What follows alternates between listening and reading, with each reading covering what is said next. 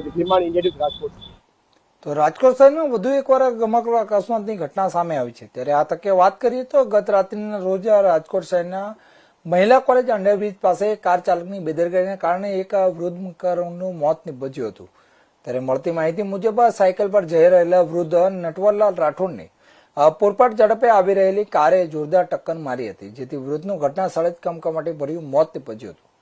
ત્યારે સમગ્ર અકસ્માતની ઘટના નજીકમાં લાગેલા સીસીટીવી કેમેરામાં કેદ થઈ છે। ત્યારે સીસીટીવી ફૂટેજમાં પણ સ્પષ્ટ રીતે જે રીતે જોવા મળી રહ્યું છે કે કાર ચાલક બેફામ ઝડપે આવીને સાયકલ સવારને અડફેટે લે છે અને બાદમાં ઘટના સ્થળથી ફરાર થઈ જાય છે।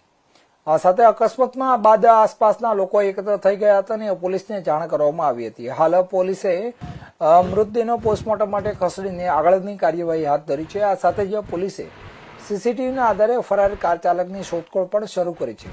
અહીં મહત્વની વાત એ છે કે શહેરમાં સતત વધી રહેલા બેફામ ચલાવી રહેલા વાહન ચાલકોને લઈને ફરી એકવાર ટ્રાફિક નિયમોની ઉપર પ્રજાની સુરક્ષાને લઈને ગંભીર સવાલો ઉભા થઈ રહ્યા છે।